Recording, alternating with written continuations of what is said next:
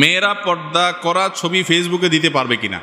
পর্দা করা ছবি যদি হয়, একদম সত্যিকারের পর্দা যদি হয়, নাক মুখ সব বন্ধ, তাহলে এটা ছবি ফেসবুকে দিলেই কিনা দিলেই কি, এটা দেওয়ার কি যুক্তি?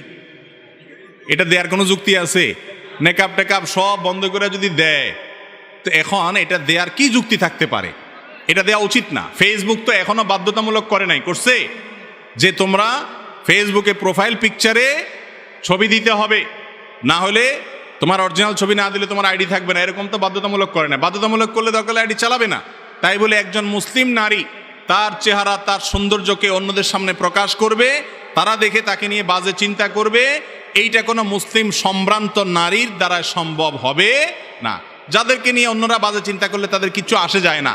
নিজের ইজ্জতের ব্যাপারে যারা এতটুকু আত্মসম্মান বোধ নাই, এই ব্যক্তির কথা ভিন্ন। অতএব মহিলারা বিভিন্ন ফুল বা অন্য কোনো কিছু দিয়ে রাখতে পারে। আর যদি আপাদমস্তক পরিপূর্ণ ঢাকা ছবি দেয়, যে ছবি থেকে তার শরীরের কোনো অঙ্গ প্রত্যঙ্গ বোঝা না যায়, তাহলে সেক্ষেত্রে গুনাহ হবে না। কিন্তু প্রয়োজন ছাড়া এটা না দিয়ে অন্য কিছু দিয়ে প্রোফাইল পিকচার চালানো যায়।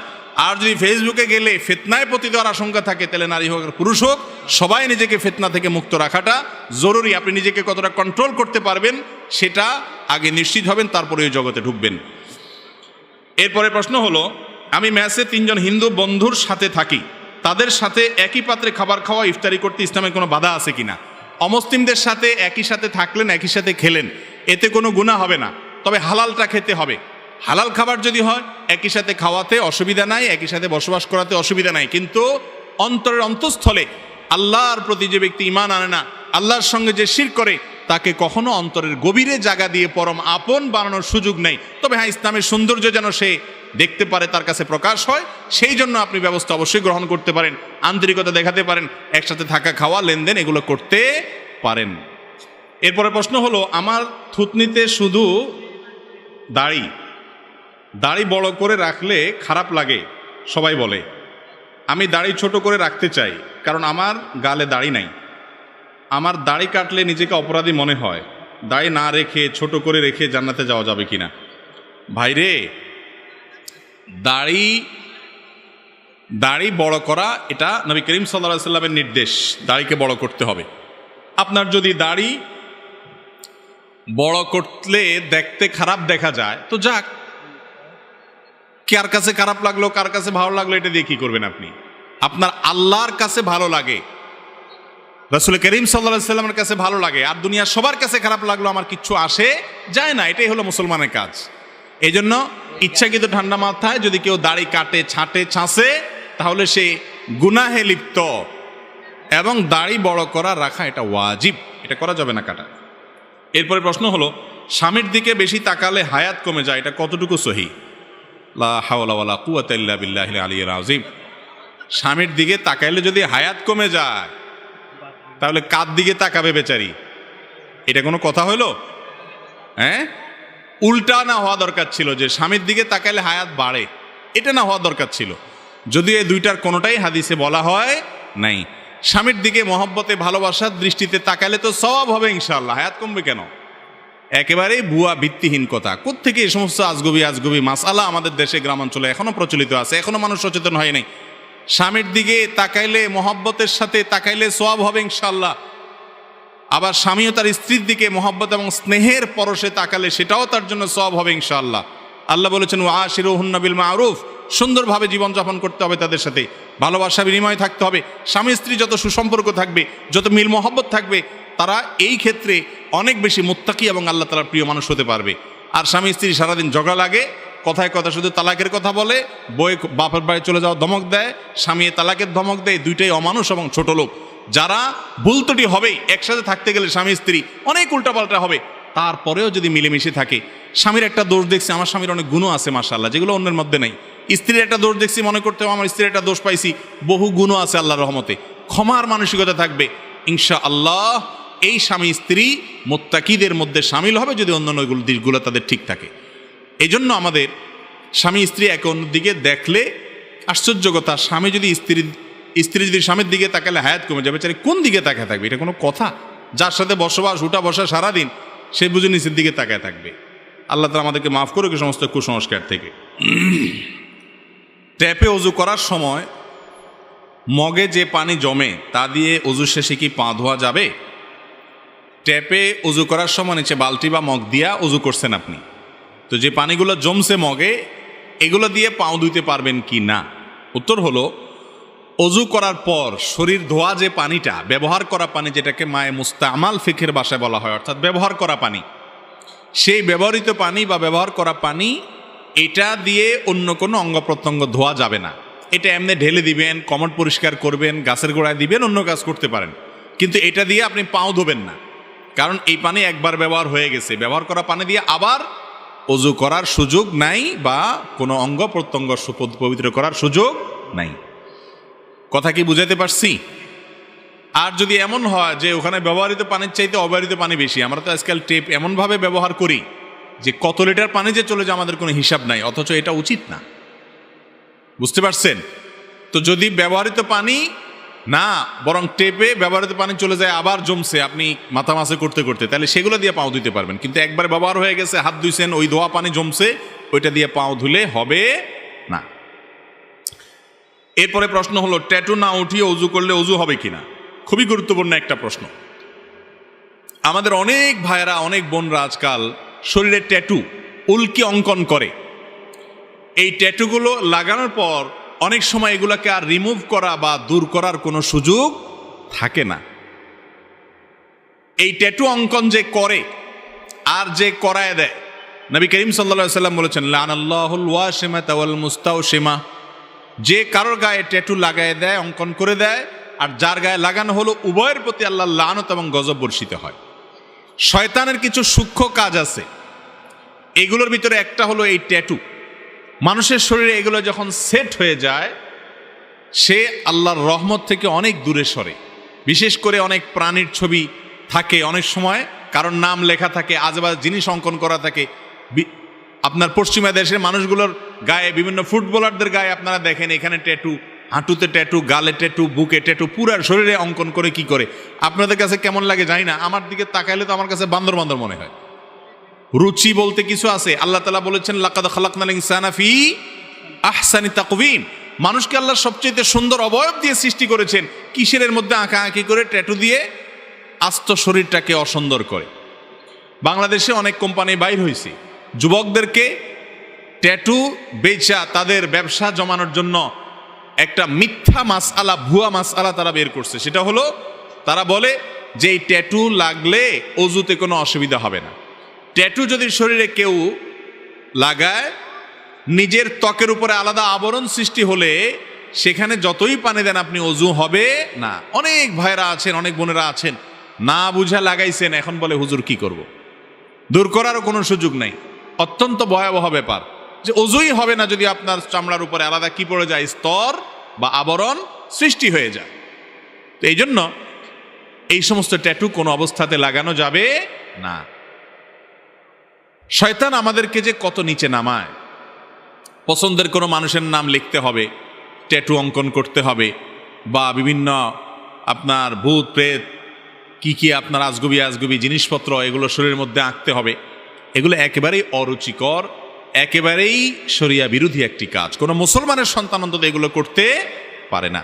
নবী করিম সাল্লাল্লাহু আলাইহি সাল্লাম বলেছেন, একটা সময় আসবে, ও আমার উম্মতরা, তোমরা তোমাদের পূর্বের যারা ধ্বংস হয়ে গেছে, আল্লাহর গজব প্রাপ্ত হয়ে গেছে, তাদেরই পিছে পিছে ঘুরবা, তারা যা করে তা করবা।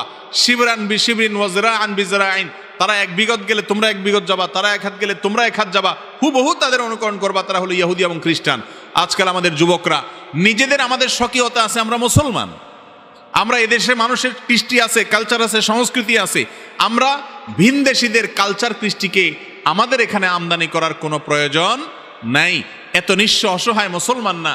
ইসলামে কোনো কিছুর অভাব নাই। বিনোদন করবেন, আনন্দ করবেন, নিজের স্ত্রীকে ভালোবাসা পেশ করবেন, বৈধ প্রেম, বৈধ ভালোবাসা, হালাল ভালোবাসাতে আপনি এনজয় করবেন, সকল ব্যবস্থা আছে। আপনি তাদের সিস্টেম ধার করার দরকার নাই, ইসলামের মধ্যেই আছে। এজন্য এই ট্যাটু অঙ্কন করবেন না, খবরদার। শয়তান একবার ফাঁসায় ফেললে এরপর সারা জীবন কাঁদবেন, কাজ হবে না, ওইটা দূর করতে পারবেন না হয়তো। এরপরে প্রশ্ন হলো, ফেসবুকে মেয়ে বন্ধু রাখা জায়েজ আছে কিনা? ফেসবুকে ফ্রেন্ড লিস্টে কোনো মেয়েকে বন্ধু হিসেবে রাখবেন কিনা? এর উত্তর হলো যদি কোনো মেয়ে বন্ধু আপনার ফেসবুকে অ্যাড করেন, তার সাথে চ্যাটিং করার সুযোগ তৈরি হবে, সে কমেন্ট করবে, সে লাইক করবে, তার আপনার পোস্টে সে লাভ রিয়্যাক্ট দিলে আপনার ভিতরে উতাল ফতাল শুরু হয়ে যাবে, এরকম আশঙ্কা যদি হয়, তাহলে সেক্ষেত্রে ওই মেয়ে বন্ধু নিজের ফ্রেন্ড তালিকায় রাখা জায়েজ হবে না। আপনার চরিত্র নষ্ট হতে পারে, আপনার মাথা চিন্তার ভিতরে বাজে কল্পনা আসতে পারে, এরকম পথে আল্লাহ বলেছেন যেও না, ওয়ালা তাকরাবুজ জিনা, জিনার কাছেও যেও না। আপনি হয়তো বলতেছেন না কি আর হবে, আস্তে আস্তে আস্তে আস্তে ঠিকই অনেক কিছু হয়ে যাবে, ঈমান নষ্ট হবে, আমল নষ্ট হবে, আপনি খবরও রাখতে পারবেন না। আর যদি এরকম না হয়, আপনি চিনেন জানেন সিনিয়র কোনো মানুষ বা এমন মানুষ যে ফালতু কোনো মানুষ না, আপনি জানেন শুনেন বুঝেন, এবং তার সাথে আপনার বন্ধু তালিকায় থাকলে আপনার লেখা, আপনার বক্তব্য, আপনার ভালো ভালো পোস্ট সে দেখবে, তারটা আপনি দেখবেন, সেও ভালো মানুষ, এরকম উদ্দেশ্য থাকে এবং ফিতনার ভয় যদি না থাকে, তাহলে সেক্ষেত্রে এটা জায়েজ আছে। মনে রাখবেন, ফিতনার আশঙ্কা যদি একটুও থাকে, একজন ঈমানদার তিনি নিজেকে কোনো অবস্থাতে অসতর্ক করবেন না, তিনি সবসময় সতর্ক করবেন। দুনিয়ার ব্যাপারে আমরা কোনো রিস্ক নেই না, কিন্তু আখিরাতের ব্যাপারে আসলে ইবলিস আমাদেরকে বলে আরে কি হবে, কিছু হবে না, দিনই বইন কোনো অসুবিধা নেই, এরকম বলে বলে ইবলিসে কি করে আমাদেরকে নিচের দিকে নামায়। খবরদার, ফেসবুকে মেয়েদের সাথে তাদের কোনো পোস্টে রিয়্যাক্ট করা, কমেন্ট করার ক্ষেত্রে ব্যক্তিগতভাবে আপনার মনের ভিতরে কোনো ফিতনা আসতে পারে এরকম কথা লিখবেন না, এবং তাদেরটাও অ্যাকসেপ্ট করবেন না। যদি কোনোটা একটু বেলাইন ভাব দেখেন, ওটাকে ব্লক লিস্টে পাঠিয়ে দিবেন, যদি ঈমান আমল ধরে রাখতে চান। চেষ্টা করবো তো ইনশাআল্লাহ। এরপরে প্রশ্ন হলো, ফরজ গোসলের সময় প্রথমে 3 বার করে হাত ধুয়ে কুলি করে নাকে পানি দিয়ে তারপর সমস্ত শরীরে পানি ঢেলে দিয়ে শেষে পা ধুয়ে নিলে ফরজ গোসল হবে কিনা? পুরা গোসল ফরজের পদ্ধতি চলে আসছে মাশাআল্লাহ। ফরজ গোসল আমরা কিভাবে করব, এ বিষয়ে আমরা অনেক আগে বারবার বলেছি, আবারও বলি যেহেতু প্রশ্ন করেছেন। ফরজ গোসলের জন্য প্রথম কাজ হলো, শরীর বা কাপড়ে যদি কোনো জায়গায় নাপাক লেগে থাকে, বীর্য বা কোনো নাপাক লেগে থাকে, তাহলে আগে প্রথমে সেটা ধুয়ে ফেলবেন। সেটা কি করতে হবে? আগে ওই জায়গাটা পুরাটা না, কাপড়ে কোন অংশে লাগছে ওইটাকে ধুয়ে ফেলবেন, শরীরে কোন অংশে লাগছে ওইটাকে ধুয়ে ফেলবেন, পরিষ্কার করে ফেলবেন। এটা হলো প্রথম কাজ। এরপরের কাজ হলো, অজু করতে যেভাবে 2 হাতের কবজি, কুলি, নাকে পানি, মুখ ধোয়া, হাত ধোয়া, মাথা মাসাই করা যতটুকু আছে এর দূর পরিমাণ করবেন, শুধু পাও ধোয়াটা বাকি রাখবেন। আর কুলির সময় সাধারণ অজুর কুলি চলবে না, কুলি করতে হবে গড়গড়া করে, ভালো করে, বুঝতে পারছেন? নাকে পানিও দিবেন ভালো করে। এরপরে আপনার শরীরে আপনি পানি ঢালেন, মাথায় কাঁধে পানি ঢালেন, 3 বার কমপক্ষে ঢালেন এবং ভালো করে ডলেন।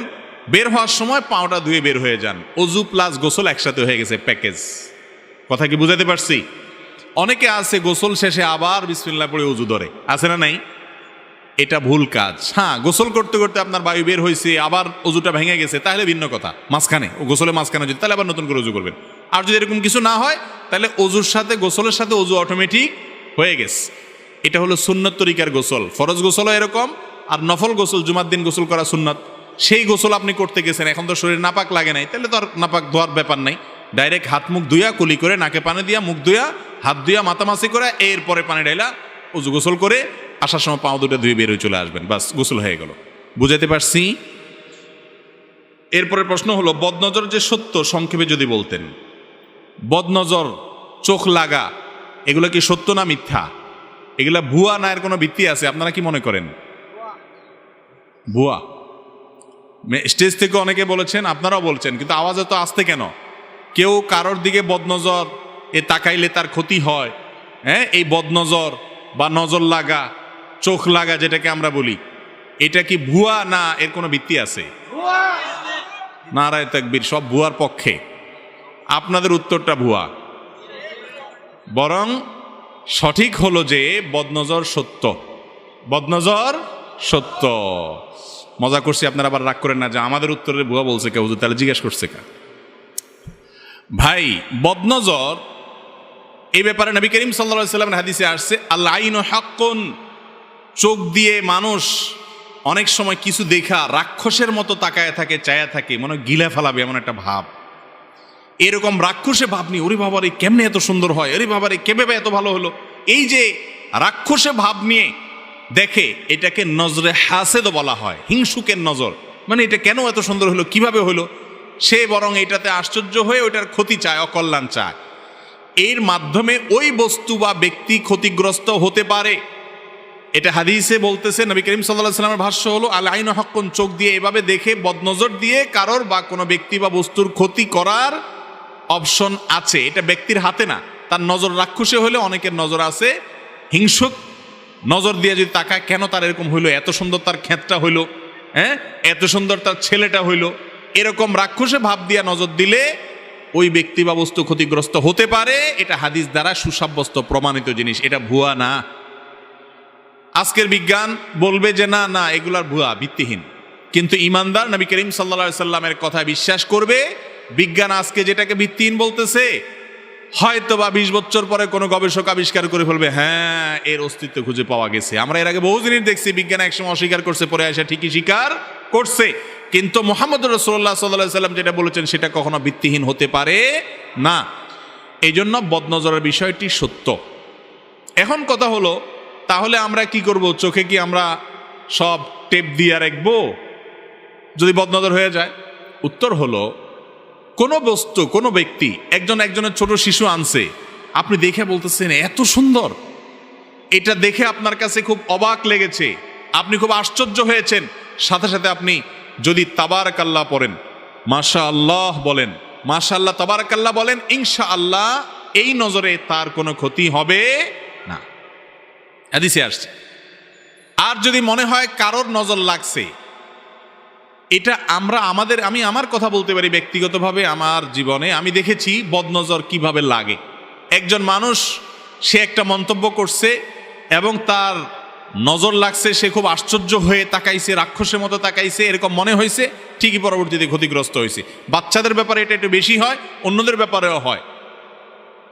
এই বদনজর যদি লেগে যায়, কথার কথা উনি আমার কোনো একটা জিনিস দেখা খুব বেশি অবাক হয়ে আশ্চর্য হয়ে রাক্ষসের মতো চায়া রইছে, নজরে হাসেদ বা হিংসুকের নজর দিয়া দেখছে, তখন এর মাধ্যমে যদি আমি ক্ষতিগ্রস্ত হই, কথার কথা আমার অসুখ হয়ে গেল, সুন্নাত হলো ওই ব্যক্তির কাছ থেকে পানি পড়া নেওয়া।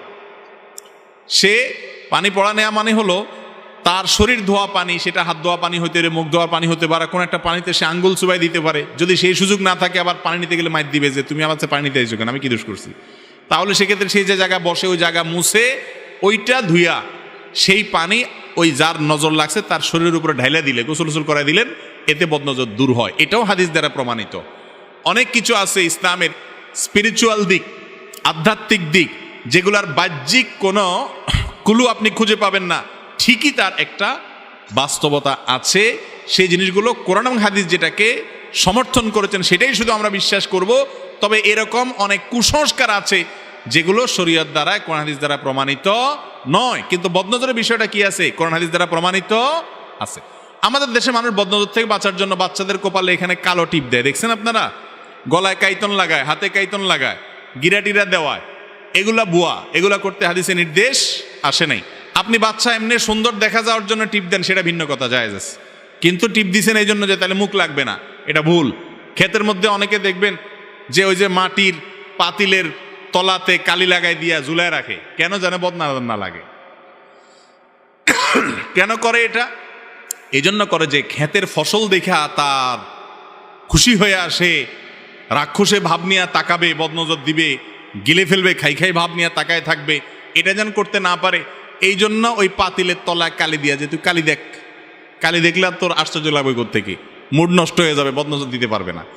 এ হলো আমাদের বুদ্ধি, কিন্তু এটা হাদিসে বলা হয় নাই। আরে ভাই, ওইটা সে দেখে মুড নষ্ট হবে, এরপর আপনার ধান খেতে ধান সুন্দর দেখে আবার সে আপনার এমন কথা বলতে পারে বা এমনভাবে তাকাইতে পারে যে বদনজর লেগে গেছে। এটা ভুল। অনেক সময় দেখা যায় হাড্ডি ঝুলায় রাখে, দেখছেন নি আপনারা? গরুর হাড্ডি, চোয়ালের হাড্ডি ঝুলায় রাখে যে বদনজর না লাগে। এগুলোর সব আমাদের মন গড়া। বদনজর সত্য ঠিক আছে, কিন্তু বদনজর লাগলে কি করবেন সেই পরামর্শ হাদিসে দেওয়া আছে। বুদ্ধি হলো আপনার খেতে মাশাআল্লাহ তাবারাকাল্লাহ লিখে ছোট ছোট কয়েকটা সাইনবোর্ড লাগাই দেন পুরা ক্ষেতের মধ্যে। যদি খেতে মানুষের বদনজর লাগবে বলে মনে হয়, এটা লাগাই দেন। এটা লাগাই দিলে ওই লোক যদি ওইটা পড়ে, তাহলে এরপরে সে যতই তাকাক বদনজর লাগবে না। কথা কি বুঝাতে পারছি? আল্লাহ তাআলা আমাদের তৌফিক দান করুন। আমরা অনেক সময় দেখা যায় নতুন গাড়ি কিনছি, হুজুর আইনা, আমরা অন টাইমে বিশ্বাসী সব, এখন লং টাইমে আমরা বিশ্বাসী না। হুজুর আনছে, হুজুর বসেন, খতম টতম পড়ে ট্রাক, নতুন ট্রাক কিনছি, পয়সা দোয়া দরুদ করে দিয়ে যান, শেষ, আর বন্ধ নতুন লাগবে না, একবারে শেষ করে ফেলছি। না ভাই, এটা সিস্টেম না। ট্রাকের গায়ে মাশাআল্লাহ তাবারাকাল্লাহ লিখে দেন, এবং বদনজরকারী যাতে দেখে ওইটা একটু পড়ে, ওইটা একবার যদি সে পড়ে যতই তাকাক বদনজর লাগবে না। তাহলে বদনজরের বিষয় আমাদের পরিষ্কার হয়েছে তো ইনশাআল্লাহ। এরপরে প্রশ্ন হলো, মা বাবার বদদোয়াও যে কবুল হয় তা যদি সংক্ষেপে বলতেন। মা বাবার বদদোয়াও কবুল হয় কি? মা বাবার বদদোয়া তো সবচেয়ে বেশি কবুল হয়। যাদের দোয়া বেশি কবুল হয় তাদের বদদোয়াও বেশি কবুল হয়। মা বাবার দোয়া হলো পৃথিবীর সবচেয়ে পাওয়ারফুল দোয়া। পাওয়ারফুল দোয়া, যে দোয়াগুলো আল্লাহ তাআলা ফিরিয়ে দেন না, সেই দোয়াগুলোর মধ্যে শীর্ষস্থানে আছে মা বাবার দোয়া। সন্তানের জন্য যদি দোয়া করে, সেই মা বাবার সাথে যদি কেউ বদদোয়া বেয়াদবি করে, মা বাবার হক নষ্ট করে, মনে কষ্ট দেয়, আল্লাহর জমিনে এর চাইতে বড় কপাল পোড়া আর হতে পারে না। মা বাবা বদদোয়া দিয়া, মুখ দিয়া কিচ্ছু বলা লাগবে না, অন্তর থেকে শুধু দুঃখ প্রকাশ করবে, ব্যথা পাইছেন সেটার কথা অন্তরে তার হাজির হবে, এতেই বদদোয়া লেগে যাবে। এই ছেলে দুনিয়াতে অনেক কিছু ঘটাতে পারে, এক সময় ঠিকই ওর অপদস্থ হতেই হবে। বালআম বাউরের ঘটনা আপনারা অনেকে জানেন, আমি এখন সেদিকে যাব না। অনেক বড় ইবাদত গুজার ছিল, অনেক বড় ইবাদত গুজার ছিল বনি ইসরাইলের যুগে। তার মা ডাক দিছে, পাত্তা দেয় নাই, ইবাদত বন্দেগীতে মশগুল আছে, মার কথার পাত্তা দেয় না, শুনছেও না, শোনার ভান করে আছে। এই ব্যক্তিকে আল্লাহ রাব্বুল আলামিন পরবর্তীতে জেনার অপবাদ নিয়া, সারা সমাজের সবচেয়ে নেককার হিসাবে পরিচিত ছিল, অথচ জেনার অপবাদ নিয়া সে বেইজ্জত হয়েছে, লাঞ্ছিত হয়েছে, শুধুমাত্র ওই মায়ের সাথে বেয়াদবি করার কারণে। ডেঞ্জারাস একটা বিষয়। তাহলে বালআম বাউরের মা মনে কষ্ট পেয়েছেন, তার প্রভাবে যদি সে বড় ওলি, আবেদ, বুজুর্গ, নেককার, আল্লাহওয়ালা ছিল, সেই মানুষটা যদি লাঞ্ছিত, অপমানিত হয়ে জেনার অপবাদ নিয়ে সে শেষ হয়, বেইজ্জত হয়, তাহলে বোঝা গেল মা বাবার বদদোয়া লাগে না, লাগে না? ভাইরা আমার, রেদার রব্বে ফি রেদাল ওয়ালিদাইন, মা বাবা খুশি তো আল্লাহ খুশি। ওয়া সাখাতুর রব্বে ফি সাখাতিল ওয়ালিদাইন, মা বাবা নাখোশ তো আমার আল্লাহ নাখোশ। আল্লাহর ওয়াস্তে মা বাবাকে অসন্তুষ্ট করবেন না ভাইরা। হয়তো আপনার মা অশিক্ষিত, আপনার বাবা কিছু বোঝে না, হয়তো তাদের এত সেন্স টেন্স নাই, দু একটা ধমক দিলে কিছু বলবেও না, ভাইরে তারপরে এই কাজটা করবেন না। যেদিন হারিয়ে ফেলবেন, এরপরে হুজুরদের কাছে দৌড়াবেন, হুজুর মা বাপের হক নষ্ট করছি, এখন তো মারা গেছে, কি করবেন? রাস্তা রাস্তায় ঘুরবেন, আর কোনো সুযোগ সেরকম হয়তো থাকবে না। এই জন্য মা বাবার বদদোয়াটা খুবই ডেঞ্জারাস।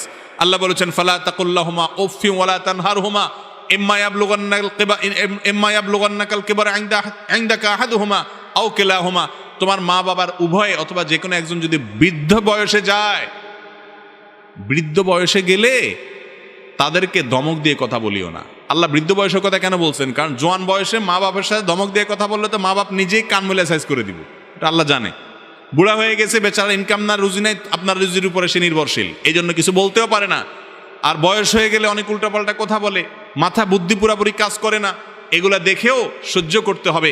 মা বাপ উল্টাপাল্টা করবে, কিন্তু বলা যাবে, শুধু সয়ে যেতে হবে যদি জান্নাত যেতে চান। চেষ্টা করবো তো ইনশাআল্লাহ। আল্লাহ তাআলা আমাদের তৌফিক দান করুন। জামাতে নামাজ আদায়ের সময় বায়ু ত্যাগ হলে বের হয়ে ওযু করার সুযোগ না থাকলে করণীয় কি? নামাজের জামাতে দাঁড়াইছেন, কাতারের মাঝখানে আছেন, ওযু ভেঙে গেছে, এখন এমন মুসল্লি গাদাগাদি করে দাঁড়াইছে, পিছনে 10-12 কাতার আছে, আপনি ভাঙ্গা শেষ পর্যন্ত ওযু করা কঠিন। এরকম যদি হয় তাহলে ওযু ভেঙে গেলে ওই অবস্থায় অপেক্ষা করবেন। বসা অবস্থায় ওযু গেছে, বসে থাকেন, দাঁড়ানো অবস্থায় গেছে, দাঁড়ায় থাকেন, এরপরে যখন সুযোগ পাবেন বের হবেন। আর যদি একটু একটু করে আস্তে আস্তে কাতারের ফাঁকে বের হয়ে যেতে পারেন, সেটা ভালো। কথা কি বুঝাতে পারছি? আমাদের দেশে মসজিদগুলোতে এই ব্যবস্থা রাখে না। আরব দেশগুলোতে বেশিরভাগ মসজিদের চারপাশে 2 ফিট 3 ফিট করে জায়গা খালি রাখে, যাতে করে কারোর ওযু ছুটে গেলে সে সবাই সামনে দিয়ে, নামাজি ব্যক্তি জামাতের সাথে নামাজ পড়লে ইমাম সাহেবের সামনে সূত্রা থাকলে অন্য মুসল্লিদের সামনে ওযু ভেঙে গেলে সামনে দিয়ে গেলে অসুবিধা হবে না। কিন্তু যদি 10 কাতারের সব মুসল্লির নামাজের মনোযোগ নষ্ট করেন আপনি, সেটা তো আরেক মুসিবত। এই জন্য এক কাতারের সামনে দিয়ে আস্তে করে যাই, আপনি রাস্তায় উঠে গেলেন, ওই রাস্তা দিয়ে চারবার দিয়ে হাইটে আপনি বের হয়ে গেলেন। যদি বের হওয়ার কোনো সুযোগ না থাকে, ওই অবস্থা অপেক্ষা করবেন, বিনা ওযুতে নামাজ কন্টিনিউ করবেন না। মুশকিল হলো ওই অবস্থা যদি দাঁড়ায় থাকে, সবাই বলবে ব্যাপার কি, দাঁড়ায় রয়েছে কেন? সবাই বুঝে যাবে যে এর বায়ু আসছে, তাহলে আপনি শরম পাইবেন। সেজন্য আপনি সবার সাথে সাথে তাল মিলাবেন না। শরম পাইছি সেজন্য আমি নাফরমানি করবো, গুনার কাজ করবো, সুযোগ নেই। দাঁড়ায় থাকবেন, যে যা মনে করে করুক, কিচ্ছু আসা যায় না। এরপর আপনি ওযু করবেন। যদি বাইর হওয়ার সুযোগ না থাকে, বিনা ওযুতে সিজদা দেওয়া নামাজ পড়া জায়েজ নাই।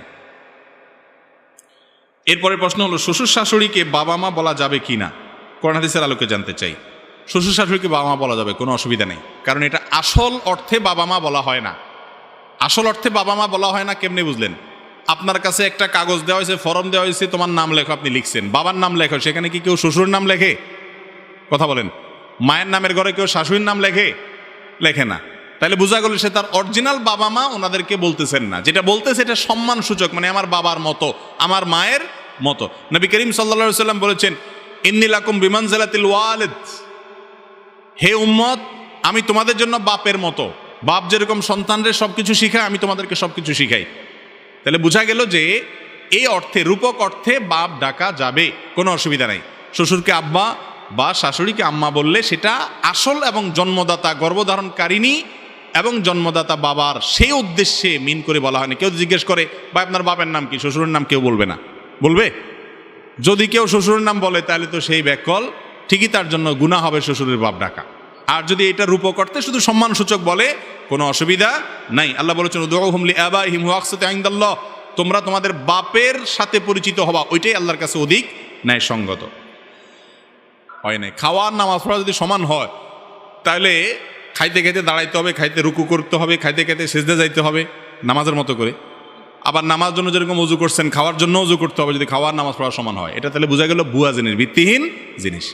খাওয়ার মধ্যে দরকারি এক দুইটা কথা বলা যাবে, একদম খাইতে খাইতে সারাক্ষণ বক বক বক বক করতে থাকে, সেটা আবার উচিত না, খাওয়ার আদবের খেলাফ। একটু সালাম দিলে বা সালামের জবাব দিলেন, তাতে অসুবিধা নাই। তবে বাহির থেকে কেউ আসলে যিনি খাচ্ছেন তাকে সালাম দেওয়ার আগে হিসাব করবেন। বেচারা যদি গাবুস গুবুস খাইতেছে, দেখেন অনেক ক্ষুধার্ত, সালাম দিলে এই মুহূর্তে গলা টলা বাঁধতে পারে বেচারা উত্তর দিকে, তাহলে সালাম দিবেন না, এই টাইমে অপেক্ষা করবেন। কেউ দিয়ে দিয়েছে, আপনি খাচ্ছেন, ফাঁক দিয়ে জবাব দিচ্ছেন, কোনো অসুবিধা নাই। আজানের সময় সালাম দেয়া নেওয়া যাওয়া করা যাবে কিনা? উত্তর হলো আজান যখন আমরা শুনবো তখন আজানের জবাব দিব, ওই সময় সালাম না, আজানের জবাব দিতে হবে। এখন কেউ আপনার সাথে দেখা করতে আসছে, আজান চলতেছে, তিনিও সালামের জবাব দিবেন, যার কাছে দেখা করতে আসছে তিনিও সালামের জবাব দিবেন, আজানের জবাব দিবেন। আজান শেষ, জবাব দেওয়া শেষ, এবার আসসালামু আলাইকুম, ওয়ালাইকুম আসসালাম বলবেন। কথা কি বুঝাতে পারছি? কিন্তু কেউ একজন আজানের মধ্যে আইসা আসসালামু আলাইকুম বলে দিছে, আপনি কি করবেন? ওই আজানের জবের ফাঁকে ফাঁকে উত্তর দিয়ে দিতে পারেন, কোনো অসুবিধা নেই। মুয়াজ্জিন একটা বলতেছে, ওই ফাঁকে ওয়ালাইকুম আসসালাম বলতে কত সময় লাগবে, কটা সেকেন্ড লাগবে বলে ফেলবেন। আর যদি সে অপেক্ষা করে বসে আছে আপনার কাছে, তাহলে আজানের জবাব শেষ করে এবার ওয়ালাইকুম আসসালাম বলেন। কথা কি বুঝাতে পারছি? এরপরে প্রশ্ন হলো স্বামীর দিকে বেশি তাকালে হায়াত কমে যায়, এটা কতটুকু সহি? লা হাওলা ওয়ালা কুওয়াতা ইল্লা বিল্লাহিল আলিয়্যিল আযীম। স্বামীর দিকে তাকাইলে যদি হায়াত কমে যায়, তাহলে কার দিকে তাকাবে বেচারি? এটা কোনো কথা হলো? হ্যাঁ, উল্টা না হওয়া দরকার ছিল, যে স্বামীর দিকে তাকাইলে হায়াত বাড়ে, এটা না হওয়া দরকার ছিল। যদি এই দুইটার কোনোটাই হাদিসে বলা হয় নাই। স্বামীর দিকে মহব্বতে ভালোবাসার দৃষ্টিতে তাকাইলে তো সওয়াব হবে ইনশাআল্লাহ, হায়াত কমবে কেন? একেবারেই ভুয়া ভিত্তিহীন কথা। কোত্থেকে এই সমস্ত আজগবি মাসআলা আমাদের দেশে গ্রামাঞ্চলে এখনো প্রচলিত আছে, এখনো মানুষ সচেতন হয় নাই। স্বামীর দিকে তাকাইলে, মহব্বতের সাথে তাকাইলে সওয়াব হবে ইনশাআল্লাহ। আবার স্বামীও তার স্ত্রীর দিকে মহব্বত এবং স্নেহের পরশে তাকালে সেটাও তার জন্য সওয়াব হবে ইনশাআল্লাহ। আল্লাহ বলেছেন ওয়াশিরুহুন্না বিল মারুফ, সুন্দরভাবে জীবনযাপন করতে হবে, তাদের সাথে ভালোবাসা বিনিময় থাকতে হবে। স্বামী স্ত্রী যত সুসম্পর্ক থাকবে, যত মিল মহব্বত থাকবে, তারা এই ক্ষেত্রে অনেক বেশি মুত্তাকি এবং আল্লাহ তাআলার প্রিয় মানুষ হতে পারবে। আর স্বামী স্ত্রী সারাদিন ঝগড়া লাগে, কথায় কথা শুধু তালাকের কথা বলে, বই বাপের বাড়ি চলে যাওয়া ধমক দেয়, স্বামী তালাকের ধমক দেয়, দুইটাই অমানুষ এবং ছোট লোক।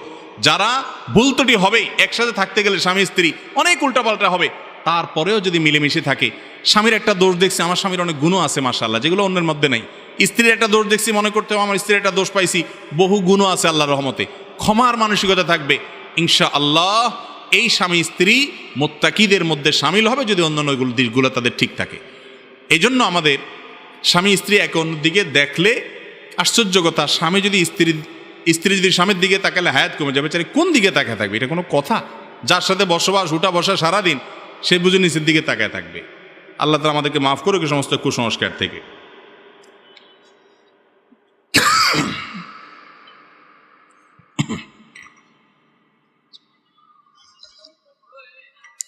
এরপরে প্রশ্ন হলো নামাজে যাওয়ার আগে অনেকেই সিগারেট বিড়ি খেয়ে নামাজ আদায় করে, নামাজ আদায় হবে কিনা? নামাজের আগে সিগারেট বা বিড়ি খেয়ে যদি কেউ নামাজ পড়ে, নামাজ তো হয়ে যাবে, কিন্তু ত্রুটিযুক্ত নামাজ হলো। আর বিশেষ করে জামাতে যদি নামাজ পড়েন, এমনকি একা পড়লেও বিড়ি সিগারেট খাইছেন, এবার মুখটারে সুন্দর করে পরিষ্কার করেন, দুর্গন্ধ দূর করেন। কারণ নবী করিম সাল্লাল্লাহু আলাইহি সাল্লাম বলেছেন, তাতাআজ্জাল মালাইকাতু বিমা ইয়াতাআজ্জা বিহি বানু আদম। মানুষ যেটা দিয়ে কষ্ট পায় ফেরেশতারাও সেটা দিয়ে কষ্ট পায়। দুর্গন্ধে মানুষের কষ্ট হয়, ফেরেশতাদেরও কষ্ট হয়। ফেরেশতারা যদি কেউ এরকম মুখে দুর্গন্ধ নিয়ে মসজিদে যায়, তাদের জন্য বদদোয়া করে। এই জন্য বিড়ি খাইছেন, সিগারেট খাইছেন, এক অন্যায় করছেন, এখন নামাজ না পড়লে তো ডবল অন্যায় হবে। অতএব এক অন্যায় করছেন, ওটার জন্য মাপ চেয়ে মুখটুক ধুয়ে দুর্গন্ধ দূর করে তারপরে এবার মসজিদে যান। কথা কি বুঝাতে পারছি? কিন্তু বিড়ি সিগারেট খাইলে যে নামাজ হবে না এমন কোনো কথা নাই। হ্যাঁ, মাদকের ব্যাপারে বলা আছে, কেউ যদি মাদক আসক্ত হয় এবং নেশা হয় তাহলে তার 40 দিনের ইবাদত কবুল হবে না। বিড়ি সিগারেট এটা খাইলে তো নেশা তৈরি হয় না, এই জন্য হাদিস এখানে কার্যকর হবে না, ইবাদত কবুল হবে না এমন কথা নাই। কিন্তু মুখ পরিষ্কার করে কি করতে হবে? মসজিদে যেতে হবে। এরপরে প্রশ্ন হলো, স্বামী স্ত্রী সহবাসের পর গোসল না করলে সংসারের অকল্যাণ হয়। অনেকে গোসল না করে ঘরের কিছু ধরতে না করেন, এ বিষয়ে ইসলাম কি বলে? সন্দেহ নাই যে গোসল ফরজ হলে দেরি না করে দ্রুত যত অল্প সময় সম্ভব গোসল করে ফেলা উচিত। কারণ গোসল যখন মানুষের ফরজ হয় ওই সময়ে সে নানা কারণে আল্লাহর রহমত থেকে দূরে থাকে, নাপাক শরীর আছে। তো এই জন্য দ্রুততার সাথে যত অল্প সময় সম্ভব নাপাক দূর করে ফেলা উচিত। যদি কোনো কারণে অপেক্ষা করতে হয়, মাঝরাতে গোসল ফরজ হয়েছে, ভোর রাতে গোসল করবেন, নামাজের আগে আগে, পরবর্তী নামাজের আগে যদি করেন অসুবিধা নাই, হয়ে যাবে। কিন্তু এই ক্ষেত্রে সুন্নাত হলো উজু করে নেওয়া। শুইবেন তাহলে উজু করে নেন, অন্য কাজ করবেন গোসলটা একটু পরে করবেন, 2 ঘন্টা পরে করবেন, তাহলে আগে উজু করে নেন, তারপর অন্য কাজ করেন, কোনো অসুবিধা নাই। এক্ষেত্রে আপনার গোসল না করে কিছু ধরতে দেয় না। মহিলাদের ব্যাপারে এই ফতোয়াটা বেশি, তাই না? পুরুষ বেটা শুয়া নাক টানতেছে 11টা পর্যন্ত, কেউ কিছু বলে না। ওই বেচারি কিছু ধরতে গেলেই বেয়াদব খবিশ গোসল কর, গোসল না করলে সব অকল্যাণ হবে। ওই বেটা যে খবিশ যে শুয়া রয়েছে সেটার উপরে কোনো মাথা ব্যথা নাই। আমার দেশে যত ভুল ভাল ফতোয়াবাজি সব মহিলাদের উপরে চড়ে, সব মহিলাদের উপরে। বাপের সম্পত্তি ছেলে নিলে কোনো অসুবিধা নাই, বরকত হবে।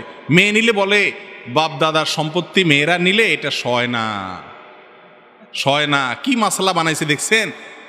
মহিলাদের সয় না, ওনার সয়। খাওয়ার জন্য একটা মশলা বানানিছে, আর আত্মসাত্য করবে, বন্ডে দিবে না। তো আইডিয়া বাইর করছি কি এটা নিলে সয় না। একই বাপের সম্পদ, তুমি নিয়ে লাখপতি কোটিপতি হইতে পারবা মাশাআল্লাহ, ওই বেটি নিলে তার সইব না, তোমার সইছে কেমনে? এগুলা সব মহিলাদের বিরুদ্ধে আমাদের সমাজে প্রচলিত মিথ্যা ফতোয়া। এগুলোর সাথে কোরআন হাদিসের কোনো সম্পর্ক নাই। অতএব গোসল ফরজ হলে স্বামী হোক স্ত্রী হোক উভয়ে তাড়াতাড়ি গোসল করবে, দেরি করে করতে হলে উজু করে নিবে। আর উজু নাও করে তাতে বড় কোনো গুনাহ হবে না, কিন্তু উত্তম না, সুন্নার খেলাফ হলো। এর জন্য নারী পুরুষ সবার জন্য সমান। মহিলা হাত ধুতে পারবে না, রান্নাবাড়া করতে পারবে না, বাচ্চারা দুধ দিতে পারবে না, আর পুরুষ সব করতে পারবে। এটা ভুল মাসআলা, সবার জন্যই একই মাসআলা। এরপরে প্রশ্ন হলো, নামাজে যাওয়ার আগে অনেকে সিগারেট বিড়ি খেয়ে নামাজ আদায় করে, এটা তো হয়েছে। মেয়েরা পর্দা করা ছবি ফেসবুকে দিতে পারবে কিনা? পর্দা করা ছবি যদি হয়, একদম সত্যিকারের পর্দা যদি হয়, নাক মুখ সব বন্ধ, তাহলে এটা ছবি ফেসবুকে দিলি কিনা দিলি কি, এটা দেওয়ার কি যুক্তি? এটা দেওয়ার কোনো যুক্তি আছে? নেকাব টেকাব সব বন্ধ করে যদি দেয়, তো এখন এটা দেওয়ার কি যুক্তি থাকতে পারে? এটা দেওয়া উচিত না। ফেসবুক তো এখনো বাধ্যতামূলক করে নাই, করছে যে তোমরা ফেসবুকে প্রোফাইল পিকচারে ছবি দিতে হবে, না হলে তোমার অরিজিনাল ছবি না দিলে তোমার আইডি থাকবে না। এরকম তো বাধ্যতামূলক করে না। বাধ্যতামূলক করলে দরকার আইডি চালাবে না। তাই বলে একজন মুসলিম নারী তার চেহারা, তার সৌন্দর্যকে অন্যদের সামনে প্রকাশ করবে, তারা দেখে তাকে নিয়ে বাজে চিন্তা করবে, এইটা কোনো মুসলিম সম্ভ্রান্ত নারীর দ্বারা সম্ভব হবে না। যাদেরকে নিয়ে অন্যরা বাজে চিন্তা করলে তাদের কিছু আসে যায় না। নিজের ইজ্জতের ব্যাপারে যারা এতটুকু আত্মসম্মান বোধ নাই, এই ব্যক্তির কথা ভিন্ন। অতএব মহিলারা বিভিন্ন ফুল বা অন্য কোনো কিছু দিয়ে রাখতে পারে। আর যদি আপাদমস্তক পরিপূর্ণ ঢাকা ছবি দেয়, যে ছবি থেকে তার শরীরের কোনো অঙ্গ প্রত্যঙ্গ বোঝা না যায়, তাহলে সেক্ষেত্রে গুনাহ হবে না। কিন্তু প্রয়োজন ছাড়া এটা না দিয়ে অন্য কিছু দিয়ে প্রোফাইল পিকচার চালানো যায়। আর যদি ফেসবুকে গেলে ফিতনায় পতিত হওয়ার আশঙ্কা থাকে, তাহলে নারী হোক আর পুরুষ হোক সবাই নিজেকে ফিতনা থেকে মুক্ত রাখাটা জরুরি। আপনি নিজেকে কতটা কন্ট্রোল করতে পারবেন সেটা আগে নিশ্চিত হবেন, তারপরে ওই জগতে ঢুকবেন। এরপরে প্রশ্ন হলো, আমি মেসে 3 জন হিন্দু বন্ধুর সাথে থাকি, তাদের সাথে একই পাত্রে খাবার খাওয়া, ইফতারি করতে ইসলামের কোনো বাধা আছে কিনা? অমুসলিমদের সাথে একই সাথে থাকলেন, একই সাথে খেলেন, এতে কোনো গুনাহ হবে না, তবে হালালটা খেতে হবে। হালাল খাবার যদি হয় একই সাথে খাওয়াতে অসুবিধা নাই, একই সাথে বসবাস করাতে অসুবিধা নাই, কিন্তু অন্তরের অন্তঃস্থলে আল্লাহর প্রতি যে ব্যক্তি ঈমান আনে না, আল্লাহর সঙ্গে যে শিরক করে, তাকে কখনো অন্তরের গভীরে জায়গা দিয়ে পরম আপন বানানোর সুযোগ নেই। তবে হ্যাঁ, ইসলামের সৌন্দর্য যেন সে দেখতে পারে, তার কাছে প্রকাশ হয়, সেই জন্য আপনি ব্যবস্থা অবশ্যই গ্রহণ করতে পারেন, আন্তরিকতা দেখাতে পারেন, একসাথে থাকা, খাওয়া, লেনদেন এগুলো করতে পারেন। এরপরে প্রশ্ন হলো, অনেক মহিলাই মাসিক অবস্থায় ঢালাওভাবে 7 দিন নামাজ পড়েন না। অনেকের ক্ষেত্রে দেখা যায় 5ম দিনে মাসিক বন্ধ হয়ে যায়। সেক্ষেত্রে কততম দিন থেকে সালাত আদায় করবেন? এটা আমাদের অনেক মা বোনদের ভুল কাজ। মাসিক থেকে তিনি পবিত্র হয়ে গেছেন, অলসতা করতেছেন যে অমুক ওয়াক্ত থেকে শুরু করব। মাসিক থেকে পবিত্র হয়ে গেছেন মাগরিবের পরে সন্ধ্যায়, এখন এশার জন্য আবার গা গোসল ধোবে, কষ্ট লাগে, অলসতা লাগে, তো ঠিক আছে কালকে জোহর থেকে পড়বো। রাত্রে সুস্থ হয়ে গেছে, ফজর সময় আর করেন। অনেক মা বোনরা এই কাজটা করেন, ভয়াবহ অপরাধ। ইচ্ছাকৃত ঠান্ডা মাথায় আপনি ফরজ নামাজ ত্যাগ করছেন। যদি কারোর মাসিক 5 দিনে বন্ধ হয়, তাহলে যেদিন বন্ধ হয়েছে, যে ওয়াক্ত বন্ধ হয়েছে তার পর থেকে তিনি নামাজ পড়া শুরু করতে হবে। তিনি 7 দিনের জন্য অপেক্ষা করলে 2 দিনের নামাজ তরককারী হিসেবে গুনাহগার হবেন। ইচ্ছাকৃত ঠান্ডা মাথায় নামাজ তরক করা এটা কুফরি, আল্লাহকে অস্বীকার করার শামিল। এই কাজ কোনো মুসলমান বোন বা ভাই কারোরই করা উচিত নয়। এরপরের প্রশ্ন হলো, খরগোশের গোশত খাওয়া কি জায়েজ আছে? খরগোশের গোশত খাওয়া জায়েজ আছে, এটাই প্রায় জমহুর সকল ইমামদের মত। নবী করিম সাল্লাল্লাহু আলাইহি সাল্লামের জন্য আনাস রাদিয়াল্লাহু তাআলা আনহু একটা খরগোশ শিকার করে আনছেন। শিকার করে আনার পর নবী করিম সাল্লাল্লাহু আলাইহি সাল্লাম সেখান থেকে খেয়েছেন। বোঝা গেল খরগোশের গোশত খাওয়া যাবে, যদি কেউ খেতে চায় খাবেন, আর যদি কারো রুচিতে না কুলায় তিনি না খাইলে অসুবিধা নেই, এটা তার ব্যাপার। কিন্তু শরীয়ত যেটাকে হালাল করছে ওইটাকে হারাম করা যাবে না। রিমাতু হারিমা মা আহাল্লাল্লাহু লাক, এটা হালাল, আপনার মনে চাইলে আপনি নাও খাইতে পারেন, কারণ মনে চাইলে তিনি খাবেন। মুসাফার কোনো দোয়া আছে কিনা? মুসাফা করার জন্য একটা দোয়ার কথা আবু দাউদে বর্ণিত হয়েছে। সে হাদিসের সনদকে কোনো কোনো মুহাদ্দিস যায়িফ বলেছেন, কিন্তু এ বিষয়ে আরও বিভিন্ন বর্ণনাকে একত্র করলে দেখা যায় যে মুসাফা করে আরেকজনের সাথে, এই মুসাফার সময় তারা একে অন্যের জন্য দোয়া করাটা, মাগফিরাতের দোয়া করাটা, এটা মুস্তাহাব, ভালো। ইয়াগফিরুল্লাহু লানা ওয়া লাকুম, আল্লাহ আমাদেরকে, তোমাদেরকে, আমাকেও তোমাকে মাফ করে দেখে, এভাবে দোয়া করা যেতে পারে। মুসাফা 1 হাতে করার বিষয়ে হাদিস আছে, আবার 2 হাতে করার বিষয়ে হাদিস আছে। এটা নিয়ে আমাদের ভেজাল করার কিছু নাই যে একটাই শুদ্ধ আর একটা অশুদ্ধ, বরং দুইটাই হাদিস দ্বারা প্রমাণিত আছে। আর মুসাফার দোয়া এটা খুব শক্তিশালী, একেবারে সুস্পষ্ট, একেবারে বিশুদ্ধ কোনো হাদিস না থাকলেও বিষয়ে অনেকগুলো রেওয়ায়েত আছে, সবগুলো একত্র করলে আমলযোগ্য মনে হয়। অনেক উলামায়ে কেরাম আমলের পরামর্শ দিয়ে থাকেন। কি ভাই, প্রশ্ন তো এখনো আসবে।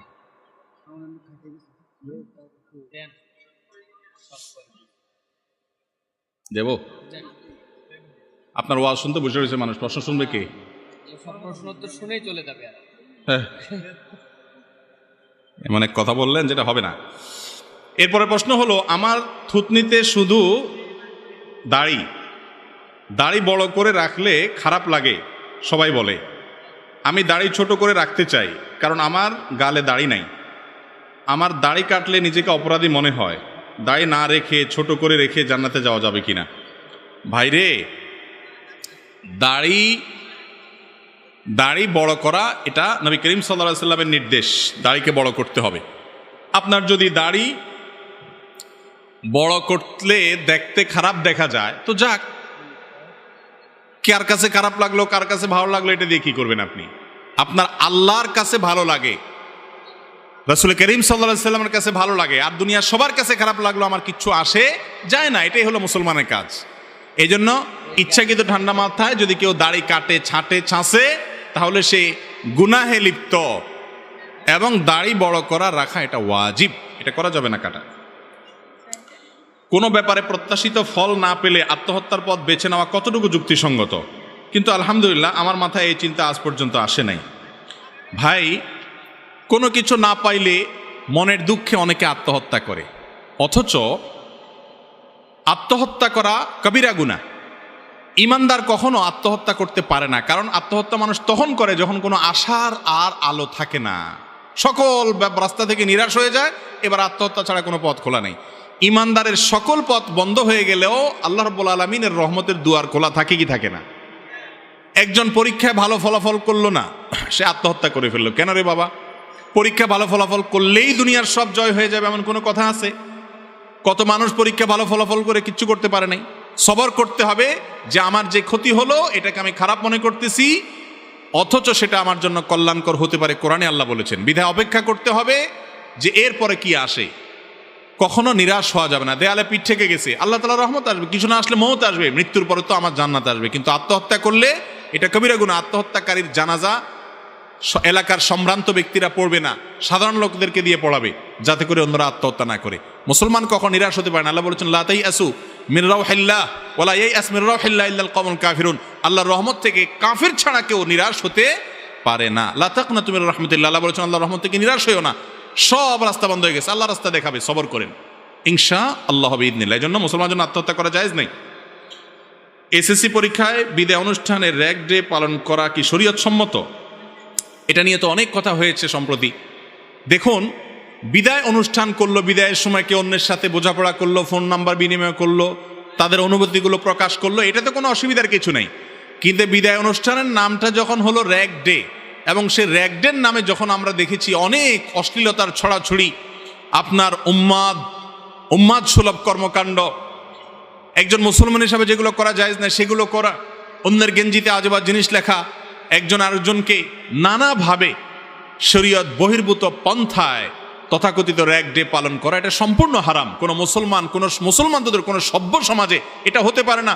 বিদায় অনুষ্ঠানে চোখের পানি থাকবে, একে অন্যকে ফিল করবে, শিক্ষকদের ফিল করবে, সেটা না করে ফুর্তি ফার্তা তামাশা করা, এটা কোনো অবস্থাতে যুক্তিসঙ্গত হতে পারে না। এটা উদ্ভট কর্মকাণ্ড। আল্লাহ তাআলা আমাদের তরুণ সমাজকে উদ্ভট কর্মকাণ্ড থেকে বেঁচে থাকার তৌফিক দান করুন। আমি একজন কাঠের ফার্নিচার ব্যবসায়ী। আমি মালের অর্ডার নেওয়ার সময় বলি যে ভালো 81 কাঠের মাল বানিয়ে দেব, কিন্তু সেখানে কিছু অন্য কাঠ দিয়ে দেই, এতে কি জায়েজ হবে? ভাই, ক্লায়েন্টের সাথে যেই কথা বলবেন সেই কথা পূরণ করতে হবে। ক্লায়েন্টের সাথে বলবেন একটা, করবেন আরেকটা, এটা গুনাহ হবে। নবী করিম সাল্লাল্লাহু আলাইহি সাল্লাম একবার বাজারে গেছেন। বাজারে যাওয়ার পরে দেখলেন এক লোক কিছু গম বা এই জাতীয় খাবার বিক্রি করতেছে, উপর দিয়া মাশাআল্লাহ সব জর্জরা, একেবারে সুন্দর। নবী সাল্লাল্লাহু আলাইহি সাল্লাম ভিতরে হাত দিলেন, ওনার সন্দেহ হয়েছে, ভিতরে হাত দিলেন, দিয়ে দেখেন সব ভিজা। তখন তিনি বললেন, কিরে, ভিজা গমের এক দাম, শুকনা গমের আরেক দাম, তুমি উপর দিয়ে শুকনা গম দিয়ে দিয়েছো, তলে ভিজা, ব্যাপার কি?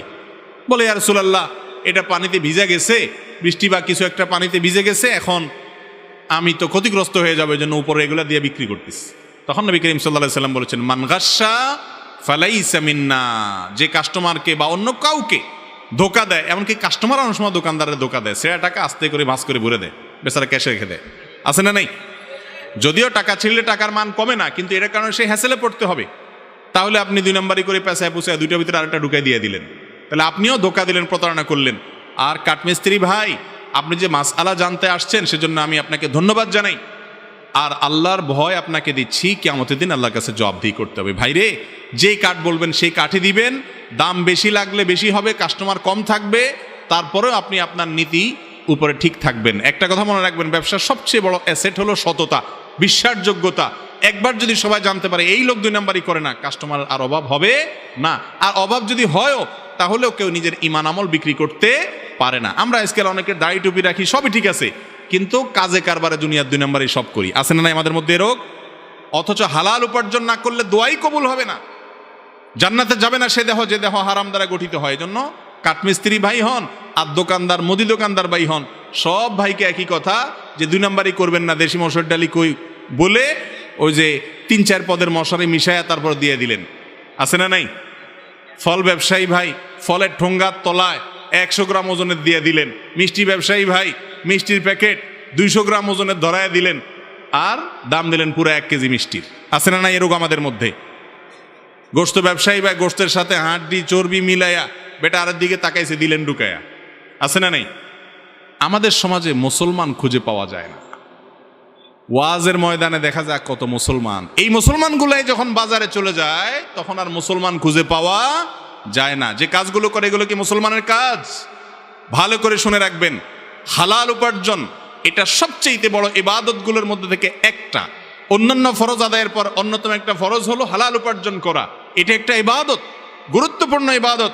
আল্লাহ কোরআনে বলছেন তার নবীদেরকে, ইয়া আইয়ুহার রাসূলু কুলু মিনাত তাইয়্যিবাতি ওয়া আমালু সালিহা, হে নবী রাসূলগণ, তোমরা হালাল ভক্ষণ করো, হালাল উপার্জন করো, সৎভাবে কামাও। এরপরে বলেছেন নেক আমল করো। আমরা বলি আগে উপার্জন করে নেই, এরপরে বুড়া বয়সে আসলে সুবহানাল্লাহ আলহামদুলিল্লাহ তসবিহ নিয়ে বসে যাবো, নেকামল করবো, আল্লাহ খুশি হয়ে যাবে। টাকা দিলে বাঘের মাথাও পাওয়া যায়, আল্লাহকেও খুশি করা যায়। এটা কি সঠিক ধারণা, ভুল ধারণা? আল্লাহ তাআলা আমাদেরকে হারাম ছাড়ার তৌফিক না। হারাম ছাড়তে ভাই হিম্মত লাগে, হিম্মত লাগে, সৎসাহস লাগে। আমি হারামে যাব না, যা হয় হবে। এটা হলো আসল মুসলমান। তাহলে মাহফিলে এসে যে মুসলমান সাজতেছি, বাজারে গিয়ে, দোকানে গিয়ে, কর্মক্ষেত্রে গিয়ে, অফিসে গিয়েও মুসলমান সাজবো ইনশাআল্লাহ। আমাদের সমাজে নতুন একটা ব্যবসা চালু হয়েছে, 1 লক্ষ টাকা 30,000 টাকা 1 বছর লাভ দিতে হবে। এটা সুদ হবে কিনা? জি, সুদ হবে। 1 লক্ষ টাকায় অতিরিক্ত 1 লক্ষ টাকা লোন নিছেন, 1 বছর পরে অতিরিক্ত 30,000 টাকা দিতে হবে। এটা সারাসার সুদ। আর সুদ এমন একটা অপরাধ, যে অপরাধ সম্পর্কে নবী করিম সাল্লাল্লাহু আলাইহি সাল্লাম স্পষ্ট জানিয়েছেন যে ব্যক্তি সুদের কারবার করে, এ যেন আল্লাহর বিরুদ্ধে যুদ্ধের জন্য প্রস্তুতি গ্রহণ করে। ও দুনিয়ার সুদখোরেরা, সামান্য লোভের আশা যারা সুদের কারবারের সাথে জড়িত হন, একটা হাদিসে আসছে কিয়ামতের ময়দানে আল্লাহ তাআলা সুদখোরকে ডেকে বলবেন, ও সুদখোর আসো, তোমার অস্ত্রশস্ত্র নিয়ে রেডি হও। কোরআনে যে ঘোষণা দেওয়া ছিল যুদ্ধের, সে যুদ্ধ তুমি কি দিয়া করবা, আসো প্রস্তুত হও। কি যুদ্ধ করবে আল্লাহর সাথে? মনে রাখবেন, অন্য কোনো হারামের ব্যাপারে কোরআন এত শক্ত ভাষা ব্যবহার করে নেই। ফাআযানু বিহারবিম মিনাল্লাহি ওয়া রাসূলি, আল্লাহ এবং তার রাসূলের বিরুদ্ধে যুদ্ধের জন্য প্রস্তুত হও, কিয়ামতে তোমাকে যুদ্ধ করতে হবে। নবী করিম সাল্লাল্লাহু আলাইহি সাল্লাম বলেছেন, এই সুদের 70টা খারাপ দিক আছে, এর মধ্যে সবচেয়ে সাধারণ খারাপ দিকটা হলো নিজের মায়ের সাথে জেনা করার চাইতে ডেঞ্জারাস অপরাধ। আপনি চিন্তা করতে পারেন, সুদের অপরাধ এমন অপরাধ, এই অপরাধের শাস্তি কেমন হবে? আল্লাহ তাআলা তার নবীকে মেরাজে নিয়ে তার বাস্তব উদাহরণ দেখিয়েছেন। সুদখোর, তাকে এমন একটা জাহান্নামে নিক্ষেপ করা হবে, সেখানে সে হাবুডুবু খেতে থাকবে এবং পাথর নিক্ষেপ করা হবে তার মুখের উপরে, রক্তের নদীতে সে এরকম হাবুডুবু খেতে থাকবে। সুদখোরের জন্য এত ডেঞ্জারাস, এত ভয়াবহ সতর্কবার্তা কোরআন হাদিসে আসছে। শূকরের গোশত খেলে তার জন্য এত ভয়াবহ বার্তা আসে নাই। 1 কেজি না, 1 মণ শূকরের গোশত খেয়ে ফেলেছেন, সে যতটা অপরাধ করেছে, সুদখোর যে সে তার চাইতে অনেক বড় অপরাধ করেছে। অথচ এটা ছাড়া আমাদের জীবনই এখন চলে না। গোটা পৃথিবী এই সিস্টেমের উপরে দাঁড়িয়ে আছে, সুদ ছাড়া কিছুই চলে না, সুদের লেনদেন ছাড়া কিছুই করা যায় না। ভাইরা আমার, একটা হাদিসে আসছে, নবী করিম সাল্লাল্লাহু আলাইহি সাল্লাম থেকে বর্ণিত হয়েছে, হাদিসের সনদ নিয়ে মুহাদ্দিসরা কেউ আপত্তি তুলেছেন। সেই হাদিসটি হলো যে কিয়ামতের আগে এমন একটা সময় আসবে, সবাই সুদের কারবারের সাথে জড়িয়ে যাবে, কেউ ইচ্ছাকৃত কেউ অনিচ্ছাকৃত, সিস্টেমটা এরকম হয়ে যাবে। তো আগে থেকে সেই পরিস্থিতি সৃষ্টি করার জন্য তারা দায়ী থাকবে যারা সুদের কারবারের সাথে জড়িত। এই জন্য 1,30,000 অতিরিক্ত দিয়া আপনি লোন নিচ্ছেন, কারবার করে বড় হয়ে যাবেন, আপনার এই সম্পদে বরকত কখনো হবে না। ব্যাংক থেকে টাকা লোন নিয়ে ব্যবসা করা যাবে কিনা? টাকা লোন নিয়ে ব্যবসা করতে পারেন যে কারো কাছ থেকে, সেটা ব্যাংকের কাছ থেকেও নিতে পারেন হালাল উপায়ে। সুদী বা কনভেনশনাল ব্যাংকের সুদের ভিত্তিতে লোন নিলে সেটা হারাম হবে। বা ইসলামী ব্যাংকগুলো থেকে যদি লোন নেন, শরিয়া পদ্ধতি কিভাবে হবে? আপনি লোন নিয়েছেন, কথার কথা হাউস লোন, তাহলে হাউসের জিনিসপত্র তারা কিনে আপনার কাছে বিক্রি করবে, সেটার দাম বাড়ায় নিবে, সেটা তারা কিস্তি করে নিবে। তারা ডাইরেক্ট ভাউচার ধরা দিল, আপনি যা দোকান থেকে মাল নিয়ে চলে আসলেন, এটাতে জায়েজ হবে না। জায়েজ হবে তখন যখন তারা মাল কিনে আপনার কাছে হ্যান্ড ওভার করবে, কাগজে সব কিছু হলো, অথবা আপনারা ক্যাশ টাকা দিয়ে দিল, আপনি কিনলেন, নেওয়ার সময় বেশি নিল, এটা জায়েজ হবে না। যে ইসলামী ব্যাংকিং হচ্ছে কিনা সেটার জন্য ওই মাসআলাটা কিভাবে করলে ইসলামিক হবে, কোনো ভালো ইসলামী ব্যাংকিং বুঝেন এবং একজন আলেম থেকে জিজ্ঞেস করে আপনি ব্যাংকের কর্মকর্তাকে বাধ্য করবেন, ভাই এইভাবে না করলে ইসলামিক হবে না, অথবা এইভাবে একটু করতে হবে, কষ্ট করে আপনি আমার সাথে আসেন। একটা জিনিস কিনছেন, কেনার পরে আমাকে হ্যান্ড ওভার করছেন, আপনি 10 টাকা দিয়ে কিনে আমার কাছে 15 টাকা নিয়েছেন, কোনো অসুবিধা, ব্যবসা করছেন আপনি, আল্লাহ ব্যবসাকে কি করছেন? হালাল করেছেন। মোট কথা, ব্যাংক থেকে হালাল পদ্ধতিতে আপনি লোন নিলেন, ইসলামী ব্যাংকগুলো থেকে এটা জায়েজ আছে যদি সেটা আপনি মেনে করতে পারেন। কিন্তু কনভেনশনাল সুদী ব্যাংকগুলো থেকে নেওয়া জায়েজ নাই, কারণ সুদ দিতে হবে, সুদকে আল্লাহ তাআলা হারাম করেছেন। জুতা পায়ে দিয়ে কি জানাজার নামাজ পড়া যাবে? জানাজার নামাজ জুতা পায়ে দিয়ে পড়া যাবে যদি জুতাতে কোনো কি না থাকে, নাপাক না থাকে, তলা যদি কোনো নাপাক না থাকে। আজকাল কোথায় এত নাপাক, বিশেষ করে শহর জীবনে আলহামদুলিল্লাহ রাস্তাঘাট সব ক্লিন, আর যদি থাকেও অনেক দূর হাঁটতে হাঁটতে সেটা পরিষ্কার হয়ে যায়, যার কারণে জুতা পরে নামাজ পড়া যাবে। নবী করিম সাল্লাল্লাহু আলাইহি সাল্লাম জুতা পরে অনেক সময় নামাজ পড়া তার থেকে সাবেত আছে, কিন্তু সেই জুতাগুলো অবশ্য যেগুলো পরে নর্মাল নামাজ পড়া যেত সেগুলো একটু সফট ছিল। আজকাল তো সব এমন শক্ত যে এগুলো দিয়ে ভালো করে রুকু সিজদা করা কঠিন। তো যাই হোক, জানাজা নামাজ জুতা পরা অবস্থায় পড়লে কোনো অসুবিধা নাই, যদি নাপাক না থাকে। নাপাক থাকার আশঙ্কা থাকলে খুলে তখন দাঁড়াইলেন। আমাদের দেশে দেখা যায় গণহারে সবাই খোলে এবং খোলা বাধ্যতামূলক করে, মনে হয় যে জুতা খোলা ছাড়া কি হবে না, জানাজা হবে না। আমাদের বাজারে রাতের বেলা কিছু পণ্য বিক্রি করে না, যেমন সুই, কালো সুতা। এর কারণ কি? এই ব্যবসায়ী তো বোকা ব্যবসায়ী, এটা বেকুব। কারণ হলো শুধু দিনে ব্যবসায় করলে কেমনে হবে? রাতে তার কাস্টমার আসলে বিক্রি করলে তো লাভ হবে। দেখছেন শয়তান কতভাবে ক্ষতিগ্রস্ত করছে। এটা বেশিস না, রাত্রে তোর ক্ষতি হবে। বেচারা বেচা হলো না, দুনিয়া আখরাত সবই গেল। কুসংস্কারে বিশ্বাস করে ইমান আমল নষ্ট হলো, আর জিনিসটাও বেচা হলো না, কাস্টমার হারাইলো, লাভ কম হইলো। এরকম কোনো কথা নাই যে এটা রাত বেচা যাবে না, দিনে বেচা যাবে না। এগুলো সব আমাদের মন গড়া কথাবার্তা। সুই, সুতা বা সব কিছুই দিনেও বেচা যাবে, রাতেও বেচা যাবে। এই বেচা কেনার ক্ষেত্রে অনেক ফালতু ফালতু কথা আছে, এগুলো কারা যে রটাইছে আল্লাহ জানে। আপনার ওই যে কাপড়ে কাপড় মুলামুলি করা যাবে না, তাহলে তো কাপড়ে কাপড়ে ব্যবসা করলে ভালো। যা ধরবো বেচারা কিনতে বাধ্য, মুলামুলি করতে পারবে না। এগুলো সব ভুয়া জিনিস। ডাকডোল এবং মিছিল করে ঈদে মিলাদুন্নবী পালন করা যাবে কিনা? যে নবীর জন্মই হয়েছে বাদ্যযন্ত্র থেকে উম্মাকে মুক্ত করার জন্য, তিনি বলেছেন বুইস্তু লিআকসিরাল মাজামির, আমি বাদ্যযন্ত্র এগুলোকে ভাঙার জন্য এসেছি, অর্থাৎ তোমাদের হাত থেকে সরার জন্য এসেছি, আরেকজনটা নিয়ে ভেঙে দেওয়া না। বুখারীর হাদিসে আসছে, তিনি বলেছেন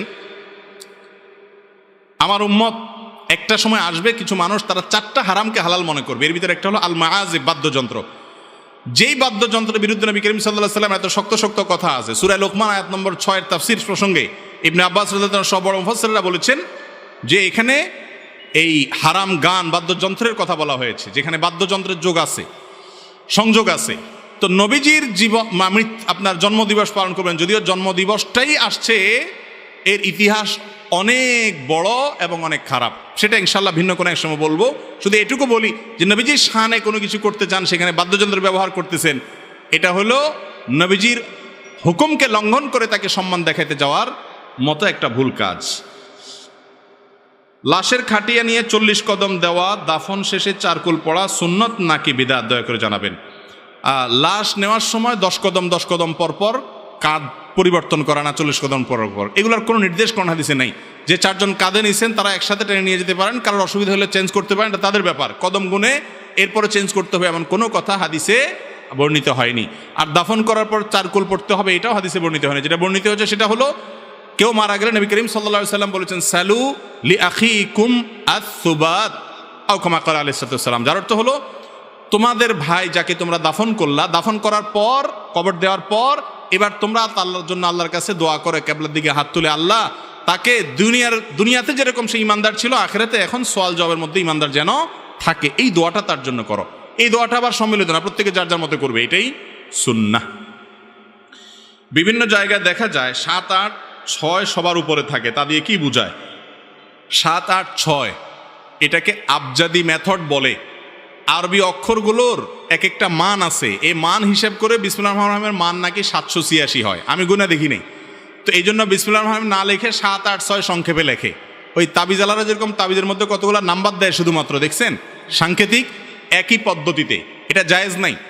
মুসলমান প্রত্যেকটা কাজ শুরু করবে বিসমিল্লাহ দিয়ে। নবী করিম সাল্লাল্লাহু আলাইহি ওয়াসাল্লাম বলেছেন কুল্লু আমরিন যিবা লাম ইউবদা বিসমিল্লাহ ফাহুয়া আবতার ওয়া ফি রিওয়ায়াতিন ফাহুয়া আকতা।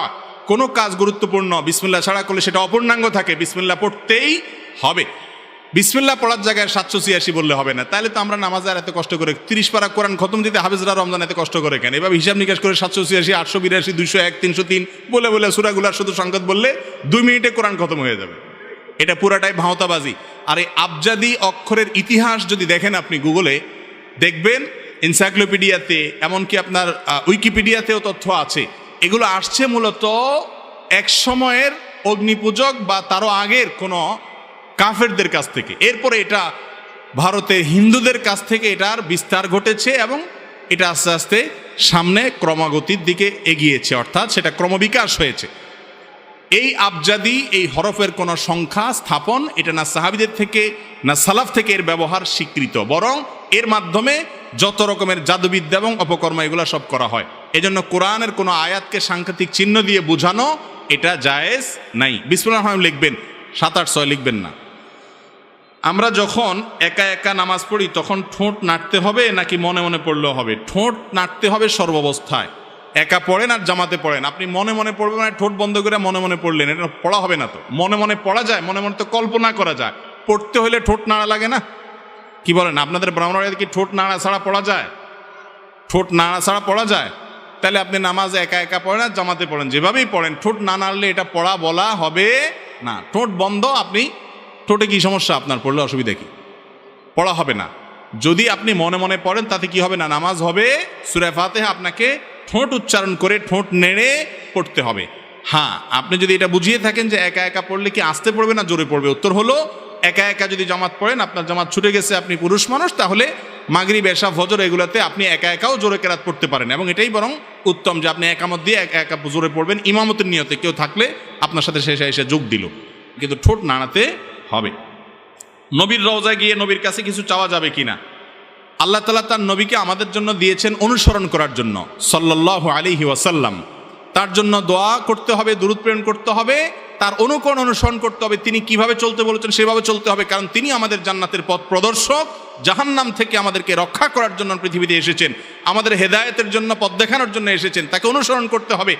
এর বাইরে তার কাছে তার ওয়াফাতের পর অলৌকিকভাবে সাহায্য পাওয়ার জন্য রওজায় গিয়া হে রাসূল আমাকে এটা দাও, এটা বলা যাবে না। আমরা নামাজের মধ্যে বলি ইয়াকা না'বুদু, আল্লাহ শুধু তোমার ইবাদত করি, ওয়া ইয়াকা নাস্তাঈন, এবং শুধু তোমার কাছে সাহায্য চাই, অলৌকিক কোনো শক্তির কাছে আর সাহায্য চাই না। নবীজি নিজেই বলেছেন ওয়া ইযা সাআলতা ফাসআলিল্লাহ, তিনি তার এক প্রিয় সাহাবীকে বলেছেন যখন কিছু চাইবা আল্লাহর কাছে চাইবা, ওয়া ইযা ইসতাআনতা ফাসতাঈন বিল্লাহ, যদি সাহায্য প্রার্থনা করতে চাও আল্লাহর কাছে সাহায্য প্রার্থনা করবা। তাহলে বোঝা গেল নবীজি সাল্লাল্লাহু আলাইহি সাল্লামের রওজা গিয়ে তার কাছে কিছু চাওয়া এটা জায়েজ নাই, শিরকি কাজ।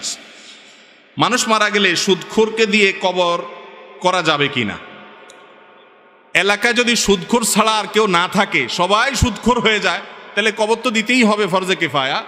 বাকি কবর ফরজে কিফায়ার কাজ এলাকার মুসলমানরা দিলেই চলবে। সুদখোর দিলে যে কবর হবে না ব্যাপারটা এরকম না, কিন্তু একজন ভালো মানুষ থাকলে কেন একজন সুদখোরকে প্রাধান্য দেওয়া হবে? যদি সুদখোর কবর দিয়ে দেয় তাতে কবরওয়ালার কোনো ক্ষতি হবে ব্যাপারটা এরকম না, কিন্তু দায়িত্বশীলরা এটা অবহেলা করলে। আমাদের দেশে কবর দেওয়াটা একটা নর্মাল কাজ, অর্থাৎ এটা বড় ইবাদত এবং সওয়াবের কাজ। চন্দ্রগ্রহণ বা সূর্যগ্রহণের সময় মহিলারা সোজা হয়ে থাকে, কিছু কাটাকাটি করলে সমস্যা হয়, এটা কি সঠিক কিনা? এটা কোনো কথা হলো? এই যে কয়দিন আগে চন্দ্রগ্রহণ হয়েছে, অনেক দীর্ঘ সময় ধরে, এই পুরো টাইম ধরে বেটিরা সোজা হয়ে থাকবে, এটা কোনো কথা? আমি একটু আগেই বলছিলাম, যত 2 নম্বর মাসআলা, যত ভুয়া ফতোয়াবাজি চলে, এর বেশিরভাগ চলে হলো মহিলাদের বিরুদ্ধে। চন্দ্রগ্রহণের সময় তুমি পুরুষ চান্দু সব করতে পারবা, হ্যাঁ? তুমি সোজা হওয়া, বাঁকা হওয়া, রুকু করা, সিজদা করা, তিরিং বিরিং করে নাচা সবই করতে পারবা। ওই বেচারি মহিলার জন্য ফতোয়া দিচ্ছে সোজা হয়ে থাকবে, এটা কোনো কথা হলো? ভুয়া, এর সাথে ইসলামের কোনো সম্পর্ক নাই। চন্দ্রগ্রহণ সূর্যগ্রহণ সময় কিছু কাটলে, অনেকে বলে যে কিছু কাটলে এই এটা গর্ভবতী সন্তান মেয়েদের জন্য বলা হয়, এই সমস্ত কুসংস্কারগুলো বলা হয় যে এটা কাটলে সন্তানের ক্ষতি হবে। একদম ভিত্তিহীন কথা, ভুয়া কথা। আরো বেশি করে কাটবেন মা বোনরা, যাতে করে এই কুসংস্কারটা মন থেকে কি হয়ে যায়, মুছে যায় এবং দূরে চলে যায়। অনেক মহিলা আছে জানে এটা ভুয়া, তারপরেও কাটে না। যদি ক্ষতি হয়ে যায় তাহলে বুঝতে হবে তার ঈমান দুর্বল, আরো ইচ্ছাকৃত বেশি করে কাটতে হবে, কোনো অসুবিধা নাই। অনেক এলাকায় শুনি যে মাসালা জিজ্ঞেস করে, হুজুর বউ যদি নাকফুল না পড়ে তাহলে স্বামীর কোনো ক্ষতি হবে কিনা? আমি বলি, বউ নাকফুল না পড়লে, নাকফুল খুলে ফেললে যদি স্বামীর ক্ষতি হইতো, তাহলে ঝগড়াঝাটির সময় মহিলারা বলতে এই যে অস্ত্র দিলাম খুলা, চান্দু তুই শেষ, জায়গার উপরে বেটা শেষ হয়ে যেত। এটা কোনো কথা হইলো? ফালতু কথা। ওই বেচারে নাকে ফুল দিল না দিল আমার কি? কয় নাকফুল না পড়লে স্বামীর বিরাট ক্ষতি হয়ে যায়। তো ঝগড়া করলে তো মহিলারা সহজ বুদ্ধি নিতে পারে যে নাকফুল খুললাম বেটা, সোজা হবি না হবি না। এটা সম্পূর্ণ ভিত্তিহীন যে ভুয়া, এখান থেকেই বোঝা যায়। মহিলাদের ব্যাপারে যত সব 2 নম্বর ফতোয়া, ভুলভাল ফতোয়া দিয়ে আমরা পুরুষরা মাতবরি করি। আল্লাহ আমাদেরকে হেদায়েত দান করুক। তাহলে চন্দ্রগ্রহণ সূর্যগ্রহণের সময় মহিলারা কোনো কিছু, গর্ভবতী মহিলারা কোনো কিছু কাটাকাটি করলে, বসলে, শুইলে কোনো অসুবিধা নাই। অফিস আদালত, কোর্ট বা কাছারি করে বেতন মাসিক যেমন 20,000 টাকা পায়, 1 মাসে প্রতিদিন বেতনের বাইরে যে টাকা মানুষের কাছ থেকে নেয়, এটা কি হালাল হবে?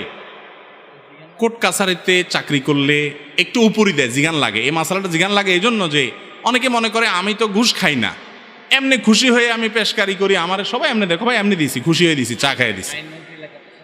তো এইরকম যদি দেয় সেটা হালাল হবে না। এটা আইনমন্ত্রীর, মাননীয় আইনমন্ত্রীর এলাকা, সেজন্য কি মাসালা ভিন্ন হবে ভাই? একই মাসালা হবে সবার জন্য।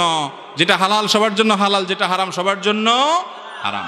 যারা চাকরি করেন এই প্রশ্নটা শেখ বলছেন এটা আবার প্রশ্ন করা লাগে। হ্যাঁ, এটা করা লাগে এই জন্য যে যারা চাকরি করেন তাদেরকে শয়তান বুঝায় হারাম খাওয়ায় কেমনে, বলে যে তুমি তো চাও নাই, তুমি তো চাও নাই, এমনি দিছে, যাহা আসে সাদিয়া তার নাম হাদিয়া, তোমার কাছে সেদে সেদে আসছে, এটা হাদিয়া, অসুবিধা কি?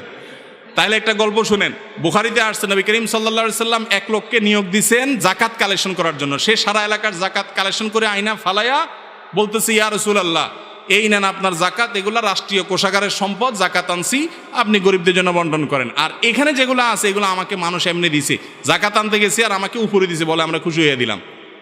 নবী করিম সাল্লাল্লাহু আলাইহি সাল্লাম বলেন, এই মিয়া, তুমি তোমার বাসায় থাকলে, বাড়িতে পড়ে থাকলে তোমার কেউ দিয়ে আসতো? তাহলে এখন কেন দিস? তুমি চাকরি করো সেজন্য দিস, ওইটাও তুমি রাষ্ট্রীয় কোষাগারে জমা দাও, এটা তোমার জন্য নেওয়া জায়েজ নাই। অতএব যারা চাকরি করেন, সরকারি চাকরি করেন, বেসরকারি চাকরি, আপনার দায়িত্ব পালন করার পর ক্লায়েন্ট আপনাকে কিছু দিলে আপনি নেবেন না। কেন দিবেন আপনি আমাকে? আপনারা এত হাদিয়া দেয়, আমি তো রাস্তা পাশ দিয়ে ঘুরে গেলে কই আমার দেয়, রিক্সাওয়ালারে 5 টাকার জন্য থাপ্পড় চপ্পড় দিতে যায়, আর আপনারা সাথে সাথে 200 টাকা বড়ে, কাহিনী কি? বোঝা গেল এটা ঘুষ, বলে হোক না বলে হোক, ঠিক না বে ঠিক?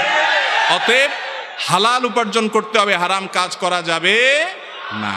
হালাল উপরে থাকলে আল্লাহ তাআলা বরকত দিবে ইনশাআল্লাহ। হারাম খাবেন, সন্তানরা হারাম সম্পদ দিয়ে তাদের দেহ গঠন করবেন, এই সন্তানরাই আপনার জাহান্নামে যাওয়ার কারণ হবে। খবরদার, হারামে আরাম নাই, হালাল খাবেন, সম্পদ বেশি করতে পারবেন না, মনের শান্তিটা বড় শান্তি। মনের শান্তি হবে যে আমি সৎ, আর আশেপাশে সব বাড়ি গাড়ি করে ফেলছে, সব 2 নম্বর চোর ডাকায়, আল্লাহ তাআলা আমাকে হক রাখছেন। চেষ্টা করবো তো ইনশাআল্লাহ। এর জন্য কলিজার আগে কলিজা, যে আমি হারাম নেব না। শরীর বা কাপড়ে একটু জায়গা নাপাক লাগলে কি গোসল করতে হবে, নাকি নাপাক জায়গা ধুতে হবে? শরীরের কোনো এক জায়গা নাপাক লাগলে অনেকে পুরো কাপড় চেঞ্জ করাটা জরুরি মনে করে। মা বোনরা বাচ্চা কোলে নিচে একটু পেশাব করছে, যে জায়গা পেশাব করছে ওই জায়গাটা আলাদা করে ধুয়ে ফেললে পাক হয়ে গেল, কোনো অসুবিধা নেই। পুরো কাপড় তো আর লাগে নাই, যে জায়গা লাগছে শুধু ওইটুকু। শরীরে কোথাও নাপাক লাগছে, যেখানে লাগছে সেটা ধুয়ে ফেললে কি হয়ে যাবে? পাক হয়ে যাবে। গোটা শরীর ধুইতে হবে, গোসল করতে হবে কোনো বাদ। অনেক সময় দেখা যায় মহিলারা এত কঠিন বানায় ফেলছে ইসলামকে, নিজের জন্য কষ্ট হয়। বাচ্চা পেশাব করছে গোসল করে না, বাচ্চা পেশাব করলে গোসল করার জন্য তো, যে জায়গা পেশাব করছে ওইটুক জায়গা ধুয়ে ফেললে পাক হয়ে যাবে। ব্যাংকে টাকা জমা রাখলে যে লাভ আসে তার শরীর বিধান কি? ব্যাংকে টাকা জমা রাখলে শুধু ব্যাংকগুলোতে যে লাভ আসে সেটা তো হারাম, এই জন্য সেখানে জমা রাখাও জায়েজ নাই। আর ইসলামী ব্যাংকগুলো যে লাভ দেয় সেটা অনেক ক্ষেত্রে সংশয়পূর্ণ হওয়ার কারণে সেটাও নিজে না খায় কোনো গরিব দুঃখীকে দান করে দেওয়াটা উত্তম। যদি কেউ খায় সরাসরি হারাম খাইছে, এটা বলা জটিল। এটাকে বলা হয় হলো শুবহাত। হালাল এবং হারাম দুটো স্পষ্ট, আর মাঝখানে কিছু থাকে সংশয়পূর্ণ। এই সংশয় থেকে বেঁচে থাকাটাই হলো তাকওয়ার দাবি, হাদিসে সেটি বর্ণিত হয়েছে। কেউ যদি দান করে এবং দান করার পর যদি এটা নিয়ে আবার খোঁটা দেয় তাহলে কি হবে? দান করার পর, উপকার করার পর খোঁটা দেওয়ার বদভ্যাস আমাদের অনেকের মধ্যে আছে। ভালো করে শুনে রাখেন, আল্লাহ বলেছেন লা তুবতিলু সাদাকাতিকুম বিল মান্নি ওয়াল আযা, তোমরা দান করার পর খোঁটা দিয়ে, যাকে দান করেছো তাকে কষ্ট দিয়ে, এটা কথা বলে বলে বারবার কষ্ট দিয়ে তোমাদের দানকে নষ্ট করে দিবা না। বোঝা গেল যে খোঁটা দিলে দান নষ্ট হয়ে যায়, এটা সওয়াব পাওয়া যায় না। আর নবী আল্লাহ রাব্বুল আলামিন কোরআনে কারিমে আরো বলেছেন ঈমানদার এবং নেককার এদের বৈশিষ্ট্য কি? এদের বৈশিষ্ট্য হলো তারা ওয়ায়ুতঈমুনা আত-তুআমা আলা হুব্বিহি মিসকিনা ওয়া ইয়াতীমা ওয়া আসীরা, আল্লাহর মহব্বতে মানুষকে, অভাবী লোককে, বন্দীদেরকে দান সদকা করে, এবং তারা বলে লা নুরিদু মিনকুম জাযাআন ওয়ালা শুকুরা, ও ভাই তোমাকে যে দান করছি তোমার থেকে আমি থ্যাঙ্কসও আশা করি না, কৃতজ্ঞতাও আশা করি না, বিনিময় তো দূরের কথা। তাইলে কেউ আপনার উপকার পাইছে, অনেক উপকার করছেন, তার জীবনে সে একটু স্বীকৃতিও দেয় না, আপনারা চেনেও না, তাতে আপনার মনে কষ্ট যেন না